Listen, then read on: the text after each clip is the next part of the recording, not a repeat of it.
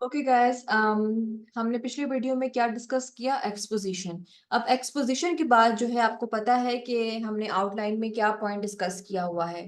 Exposition का obviously outline से ताल्लुक नहीं है। एक्सपोजिशन बेसिकली मैंने आपको बताया कि वो आप अपने ऐसे में जब आप ट्रांजिशन करने जा रहे होते हैं या आप एग्जामिनर को ये बता रहे होते हैं कि अब ऐसे किस समत में चलेगा, उसके लिए हम जो है एक्सपोजिशन लिखते हैं। अब हमने पिछली जो वीडियो है उसमें हमने एक्सपोजिशन लिखना सीखा। और फिर अब हम अगर वापस आए अपनी आउटलाइन में तो हम ये देखेंगे कि पहली चीज जो हमने की वो ये थी कि इंट्रोडक्शन हमने मेंशन किया हुआ था अपनी आउटलाइन में। और उस इंट्रोडक्शन को हमने एक्सप्लेन भी किया कि कैसे लिखना है।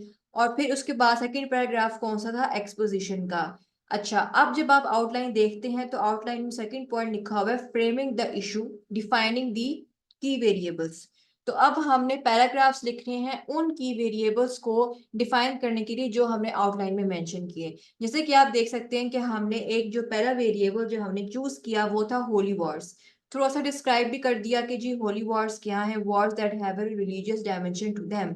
अब बात ये आ गई है कि हम जो है उसको उस एक चीज को हम अपने एक पैराग्राफ में एक्सप्लेन करें। सो अब हम वो एक्सप्लेनेशन करेंगे।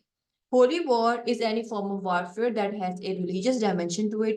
The religious wars usually have three essential elements that differentiate them from the rest of the wars. In the first place, such wars have a religious goal.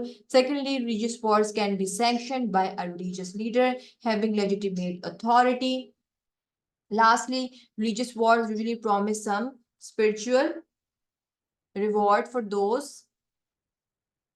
Lastly, religious wars usually promise some spiritual reward for those who take part in them. An apt example of religious wars are the Crusades, a series of warfare organized by Western European Christians with the aim to stop the expansion of Muslim states and to reclaim territories that had been formerly been Christian. तो इस तरीके से जो है आप describe करेंगे Holi Wars को। जरूरी नहीं कि आप यही डिस्क्रिप्शन आप यूज करेंगे, आप कुछ भी यूज कर सकते हैं। एक्सप्लेन करना है आपने कि भाई होली वॉर क्या है। तो ये मैंने आपके सामने जो है ये एक एग्जाम्पल की फॉर्म में एक्सप्लेन कर दिया है कि कैसे जो क्वालिफायर हैं वो लिखते हैं अपना ऐसे। ठीक है, तो या राइटअप पे आप देखें प्लीज कि किस तरीके से जो है वो लिखा जाता है एक पैराग्राफ।